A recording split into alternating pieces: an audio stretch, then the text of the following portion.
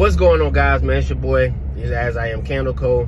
I know this is a little different than what you guys normally would see me make. I'm actually driving to work right now because, we got regular jobs out here too. But these are some of the things that I've learned financially that I feel like when I was in my 20s, if I had not just known earlier, but if I had understood earlier, I think it would have saved me a lot of time and headache, right? And so these are some things that I want to talk about in this video. I'm going to try not to keep the video too long. Recently, I did a video on how I paid off $10,000 in debt. And you can go watch that video. That was a video I made on TikTok, but I put it on YouTube. You can watch that video. The reason why I'm making this video, though, is because I want to talk about financial things that I've learned that I feel like people get hung up on. And I kind of want to demystify some stuff and kind of tell you the truth about what it really is like with making money versus not making money. Okay? So we're just going to get straight into it. So recently, I talked to my cousin. She's younger than me. She's now 22. And so this is a personal story. She's now 22. And I know she's Gen Z. Like, I'm at the end of the millennials. She's Gen Z. And so I see sometimes with Gen Z where it's like they have the right idea, but the wrong way of going about it. So for me, this is the example that I'm giving you. So like, she has an issue sometimes when she goes from job to job, where she was like, I don't like the way they treat us. I don't like the way they talk to us. I don't like this. I don't like that. And so she leaves the job. Now, recently she left a job for the right reasons. She did leave for the right reasons, but I had to explain to her because this is something that took me a long time to get. And the first thing is, when you're talking about money, you have to, one, if you're working for somebody, it's their rules. Their rules apply, your rules fly. You know what I'm saying? Like, if you're not doing it for yourself, and this is why people become entrepreneurs, if you're not doing it for yourself, you have to go by what the company standard was. So before I did the job that I'm doing now, I was a manager at a restaurant and a lounge, like nightclub. You know what I'm saying? I was a GM. And I used to get so upset with the owner because we had been friends for a long time. And in being friends, sometimes y'all can see eye to eye, sometimes y'all don't see eye to eye. And so it was a lot of things that I felt like he should have did better as an owner, right? As a GM, I can say that, right? But as an owner, I felt like, but it was because I knew him personally. I'm like, man, some things that you want me to do these things, but it doesn't make sense. And I wound up leaving that job, and I left money on the table to leave that job. But I had to realize I might have been right in my theory, but at the same time, if it's his business, what he says goes at the end of the day. It's not about what I say go. And my parents used to always tell me, you have to do the things you don't want to do to get to where you want to go. And I used to hate when they said that, because I'm like, that doesn't make, I was agreeing with my cousin, that does not make sense, because everything is not the same value of time, right? So everything's not the same value for money versus the headache. But in the economy that we are now, you kind of have to get something, you have to stick with it for a minute, as much as you can. And so this is what I told my cousin. My new job is not my favorite job, but one thing that I've learned is that the time is gonna pass either way, right? So my cousin, she might like DoorDash and do little things here and there. And I was talking to her mom, and I told her, I said, that's not gonna work. And I said, the reason why it's not gonna work is because it's not consistent enough. So for me, whether I make a lot of money or a little money, my check is consistent, right? I know what I make every 2 weeks, or I know what I'm gonna make. So I was telling my cousin this because obviously she wants to hang out and stuff like that. And I told her, I'm not saying that you can't hang out with your friends. I'm not saying that you can't do the things that you want to do, but you're trading time. You know what I'm saying? You're trading time whether you want to or not.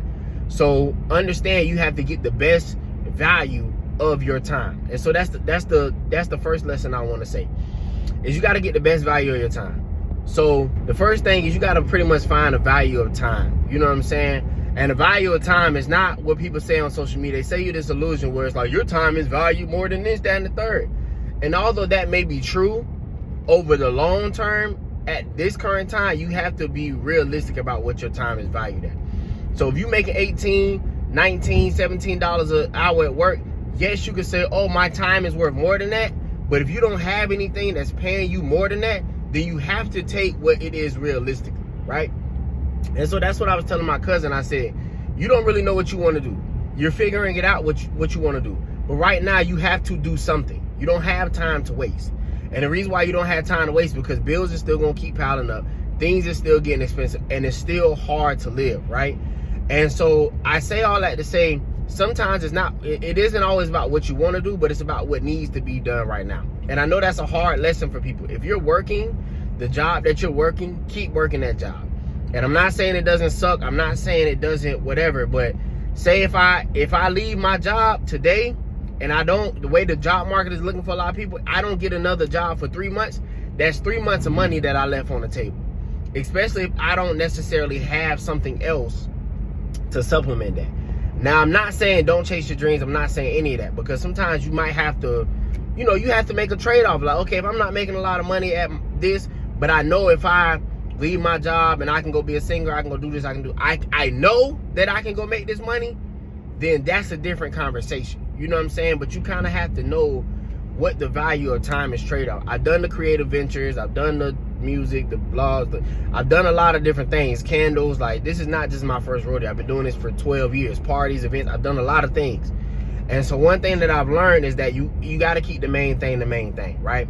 So if there, and I tell my homeboy this too, because he's, you know, he makes art. He's been an artist for a long time. And I said, man, I know you want to switch it up and do all these things, but you got to do what's going to make the money first. That's your first thing. Do what's going to make the money. The second thing that I'm learning is that you kind of, especially in this economy, you need something else. And so that's where candles come in. So you probably see me do a lot of videos on candles and other things. That's how I make extra money, whether it's from pop-ups, whether it's from online sales, whether it's from people that I know. You know, even if it's $100, like I might make like $100 last week. Sometimes I might make $500. Sometimes I might make $1,000 in a weekend, depending on how things are busy. I don't immediately say, okay, well, I only made $100 this week when I need to make $1,000. I don't say that, because I'm adding all of that up. Now, when I get to a point where my threshold consistently comes $1,000 a week, or consistently is $500 a week, or consistently, then I can say, okay, if I don't hit this metric of $500 a week, then I'm below whatever my metric is. But if it's not consistent, you gotta do the extra. And so I say all that to say you need to work something, have something that makes some consistent money. And then 2, you need to have something else on the side. It doesn't have to be a business. It could be investing. It could be a part-time job. And the reason why I say this is because things are expensive. And sometimes you want to go based on what you feel like the economy is. Like, you know what I'm saying? You have to kind of go where things are now and not necessarily where you want them to be, in a way. I don't know if that makes sense, because I'm not trying to discourage anybody. I'm not. But what I am seeing is that sometimes, how do I say this? Sometimes I feel like we are wasting time dreaming for what we want it to be versus what it is. And I am a dreamer. I am a super optimistic person. I always think, you know, I try to always think best case scenario. And it did me a disservice for a long time, because when I started struggling, I'm like, bro, like, this can't be it. I know I can do better than this. I know I can do this. I know I deserve more money. I know I deserve all of that. And I'm not saying it's not true, but I had to realize, especially after my last job, I'm like, bro, it's not about what you want it to be. It's about what it is now. You have to work from there to that. You know what I mean? Like, time is gonna pass. Like, especially if you're older, time is gone anyway. 6 months goes like this. A year goes like this. 2 years go like this. Like, we all can look back and say, oh, this is what I was at like in my 20s. This is what I was like in college. This is what I was like in high school. And that time is blown by, like, quick, expeditiously. So you have to, you know, find a store of value. You have to make the money that you need to make now. The second thing is that you need to add something else to that. So I like to invest too. That's another thing. Talking about investing, here's the thing with that though, because sometimes people say that you need to start with something, whatever you say, $500, whatever. The truth is, yes, that's true. But also, from doing my research, you have to keep investing. You know what I mean? I think a lot of us want money now. And so we're trying to bypass the long route, trying to find a short route. But the thing is, the same amount of time is going to pass, right? So if I'm doing all these things to make a quick buck, and that take me 5 years, I could have also stuck with a job or something consistent for 5 years and possibly made more money with less stress, because I know what I'm getting myself into. Like, for me, like I said, I've done parties, I've done candles, I have a blog, I've done podcasts, I've done short films, I've done acting, I've done a lot of different things. But for me, had I probably just stuck to 1 or 2 of those things for a consistent amount of time, I would have made consistent money, got to whatever my goal was, and then got the out of there. You know, does that make sense what I'm saying? So time is gonna pass either way. You gotta do the simple stuff, the dumb stuff, and make sure that you do what it do. So divide your time, get you something extra, and then kind of invest it. Saving is not going to get you to the riches, the wealth you want. You're going to have to invest time. And the reason why is because you need something that's going to compound. Saving, I think, is a good start because I'm still saving. I had money in my investment account. I had to take it out because I didn't work. So I had to, use it to pay bills and stuff like that. But you need things that are going to compound. Whether it's a business, whether it's investing, whether it's this, whether it's that. And, with making the money and with the side thing that can take care of whatever your bills is, and then you're able to invest. I don't personally know anything that if I put $500 in it right now, it's going to double overnight, unless you're gambling. You know what I'm saying? If you're gambling, you hitting them hard rocks, and you hitting consistent, I can't argue with you on that. But I don't know of anything else right off the top of my head that you can do that with. You know what I mean? And even when investing, it's like it's kind of like a set it and forget it kind of thing. Like even when investing, like I might put some money, $50, $100, and I'll put it to the side and I'll, let it compound and stuff like that. So you need something that's going to compound because that can bite up the interest and stuff like that, right? Which I can talk about in another video if you want to know kind of how, this is what I'm learning. If you want to know how interest works versus investing, like ultimately with interest, as long as whatever your investment is can make you more money than whatever the interest is, that can also help you get out of debt quicker from my understanding of it. So it's like when I was in the stock market, lately the things have been going crazy. So I was able to take whatever my gains was, figuratively or whatever. I was able to take some of my gains and I was able to put it on my debt to pay my debt down faster because whatever I was making in the market was growing quicker than what my debt is. I'm not saying that's a full, blown solution, but that's kind of how that concept works. But I can make that another video. So after doing that, you're investing in things like that, then that's when you kind of, once you're investing, so like I was saying, once you getting the money and you putting it to the side, you making the money consistently, you making extra money, that's when the extra money goes to whether it's the investing, whether it's the saving, whether it's, whatever else that you want to do. Like this is a long-term game. And a lot of times we don't want to do the long-term game, but like I'm understanding, I'm learning, bro, the time is going to pass regardless.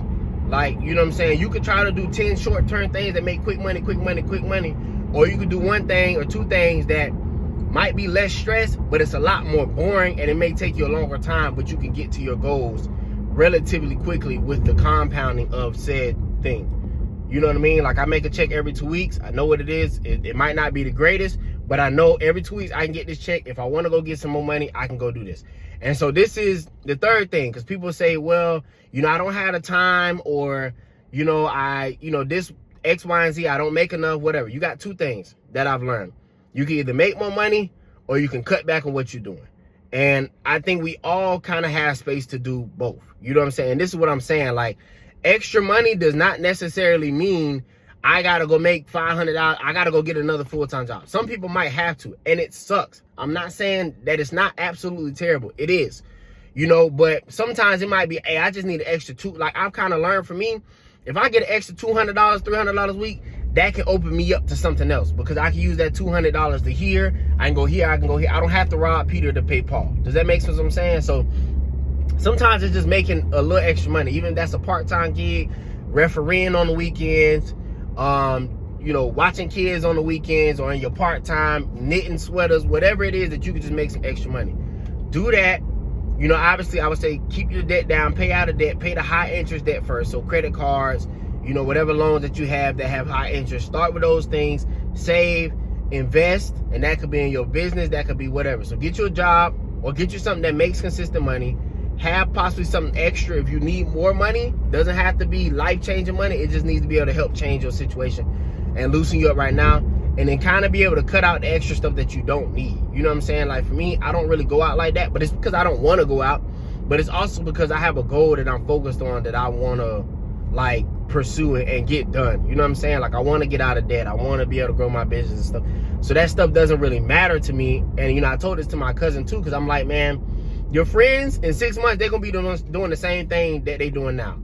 And so realistically, with that being the case, 6 months, you could have been saved some money because, in 6 months, they're going to be doing the same thing. A year, they're going to be doing the same thing. And then you can still plan for your trips and do this, that, and the third. You just gotta, you know, handle the priorities first. So this is my video. Hopefully it makes sense to you. I'm sorry I was long-winded, but I gotta go. Peace.